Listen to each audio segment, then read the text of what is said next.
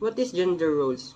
Gender roles in society means how we are expected to act, speak, dress, groom, and conduct ourselves based upon our assigned sex.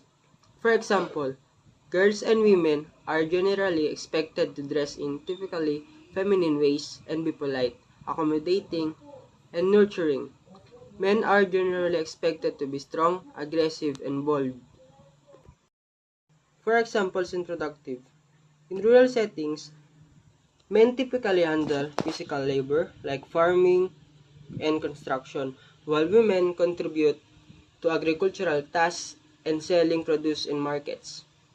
In urban settings, men often work in business and technology sectors, while women generally undervalued, facing disparities in education, healthcare, and being confined to domestic roles.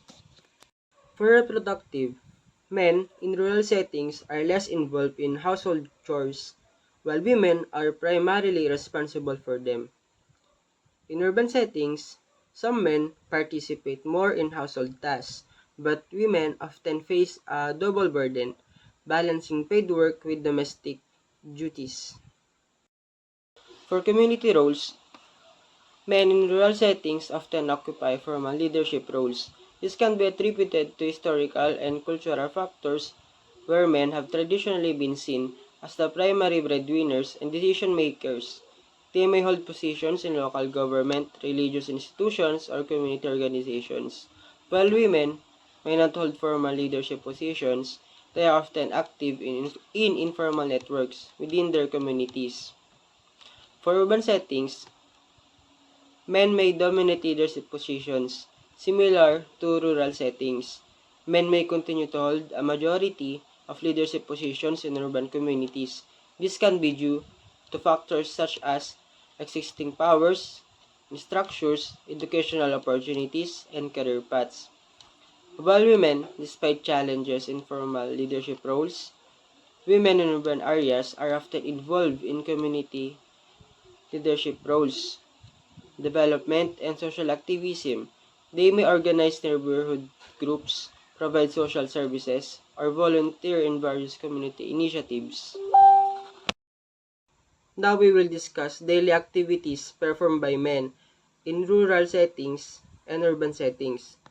While the specific activities may vary depending on individual circumstances, cultural norms, and socioeconomic factors, here are some common activities performed by men in both rural and urban settings. Paid work. For paid work, we have employment. Men often engage in various forms of employment, including business, construction, and other professions. Now we have housework. Occasional household repairs. Men may occasionally undertake minor repairs around the house, such as fixing, plumbing, or electrical issues. Caregiving. Limited childcare activities. While traditionally, women have been the primary caregivers, men in recent years are increasingly involved in childcare activities, albeit to a lesser extent compared to women. They may include changing diapers, feeding, or playing with children. So, next is the daily activities performed by women. So, sa paid work, meron tayong formal employment. Andyan yung teaching or nursing. Halos ang makikita natin na ah, nasa job na ito is maraming babae. Next is yung agricultural work like planting, harvesting. Tapos next is domestic labor for income. Yung mga labor na makakakuha ka ng income like um, laundry services, ano po, paglalaba, pag-babysit, yung bibigyan tayo ng pera for labor. Next is housework. Ang housework naman is yung ginagawa ng babae kadalasan for everyday is cooking meals for the family, cleaning the house, paglalaba, mga ganun po. Next is caregiving naman. Ah, Yan nga pag-aalaga ng bata, pagpapaligo, and tinutulungan sa schoolworks. And community involvement naman is organizing community events. Kadalasan 'pag may event sa isang barangay is madalas na makikita is yung nagde-design is yung mga women. 'Pag sa structure naman ng event is yung mga lalaki naman ang gumagawa nito, and for design naman is kadalasan is babae. So next is the daily activities performed by children. For paid work naman is yung mga adolescents madalas nag-engage sila sa part-time jobs dahil kailangan din ng pera. For housework naman, nandito yung mga tumutulong sa gawaing bahay, pag babysit ng kapatid na bata, and caregiving, nandito yung, yun nga, parang babysitting, assisting with caring for younger siblings, mga mas nakakabatang kapatid. And kasi kapag wala yung magulang sa bahay, madalas yung mas nakakatanda ng kapatid, yung aalaga sa mga nakakabatang kapatid. And community involvement, syempre, pagpa-participate natin sa school. Yun ang parang isa sa mga kailangan nating gawin bilang kabataan.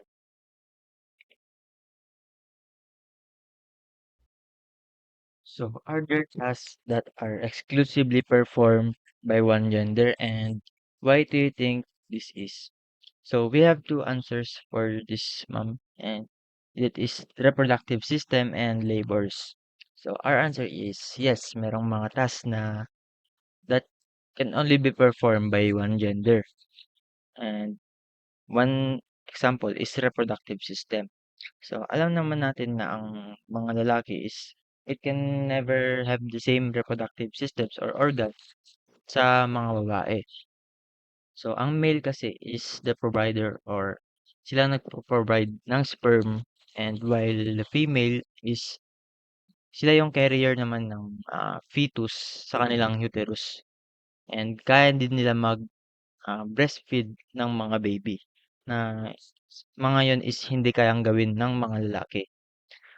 Sa labors naman is women may not be able to handle heavy machineries or labors such as machineries wherein men may be capable to do so.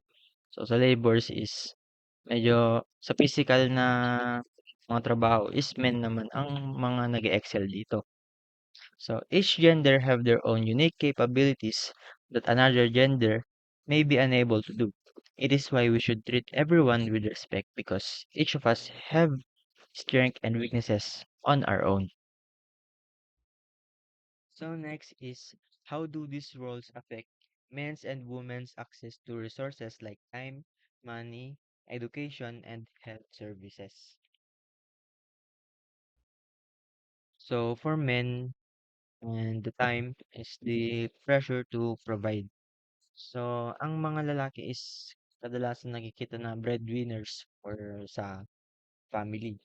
So which result into long working hours, stress, uh, and dahil dun nawawalan ng oras para sa kanyang sarili at sa family involvement. Next is the financial pressure for men sa money. Um, Tulad nga ng sabi ko kanina is kadalasan na breadwinners ang lalaki. So, malaki ang pressure na nakasalalay dahil lalo na kapag nahirapan kumuha ng employment, ah, nahirapan sa sarili, nahirapan kumuha ng trabaho. Malaki po talaga yung pressure sa ganun. Ah, Next is the prioritize education for men. Sa education, mas in some cultures kasi is yung mga lalaki is madalas na pina-prioritize yung kanilang education. Um, Dahil parang mas nakikita kasi sila ah, dahil sa stereotype na breadwinners sila, and mas malaki yung potential nila grow kaysa sa women.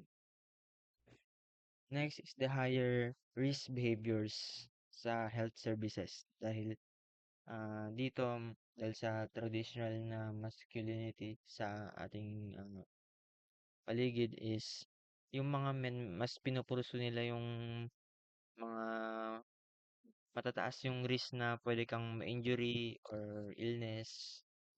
Ah, so next is the woman naman. So sa time is the double burden of paid and unpaid work. So sa money is limited control over her finances.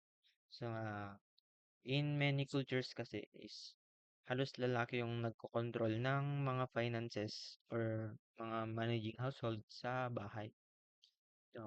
It limits the woman's ability to control finances sa kanilang bahay. So next is the education for women. Lower educational attainments. So in many parts of the world kasi is yung mga babae is parang expected sila na dapat prioritize nila ang household chores, caregiving, or pwede rin early marriage. It limits their uh, ability to progress sa school, leading to lower educational attainments. So, sa health services naman ng women is the mental health. So, mas ma-experience ng babae ang stress and pagbaba ng kanilang mental health dahil mas ma-experience nila yung double burden na tinatawag dahil marami silang binabalance. Ah, leading to mas mababang mas mababang level ng mental wellness. So, kailangan pa natin mag-reflect dito how gender roles impact equality in our community. So, anong roles ang ginagampanan ng lalaki at babae sa ating community? Sino bang laging gumagawa ng household duties? Male or female ba? Sa paglilinis, ganun din po. And may equal access ba sa mga opportunities? Paano nakakaapekto yung gender sa sa opportunities? May parehas ba na tawag dito, opportunities ang mga lalaki at babae? And paano nakaka-impact ito sa kanila? Kung fair ba 'to or hindi? Ah, sa tingin niyo fair ba ang mga task na binigay sa lalaki at babae sa gender gender roles natin? And so the ways to balance gender roles and promote equality is dapat kailangan natin mag-share ng household duties and sa mga responsibilities natin sa bahay. For example, dapat ang lalaki rin is tumutulong sa pag-alaga ng bata and dapat equal din ang access sa education at jobs. Dapat yung babae is 'wag natin pine-pressure na i-pursue yung mga teaching or nurse, but may freedom sila dun. And sa mga jobs naman is kailangan is bigyan natin ng parang way or paraan para maging balance yung mga job na dino-dominate ng lalaki. Next is dapat baguhin natin yung societal norms na kailangan is equal ang lalaki at babae. And kailangan balance ito and may mga challenges sa task na ah, dapat sa lalaki at babae lang. So, yun ang dapat kailangan natin baguhin sa ating societal norms. Baguhin natin yung way na ang lalaki is para sa ang lalaking trabaho is para sa mga lalaking trabaho lamang and ang mga babaeng trabaho is para sa mga babae lamang. Dapat kailangan nating baguhin yung gano'ng norms and dapat, equal yung ito yung ating pananaw sa trabaho dapat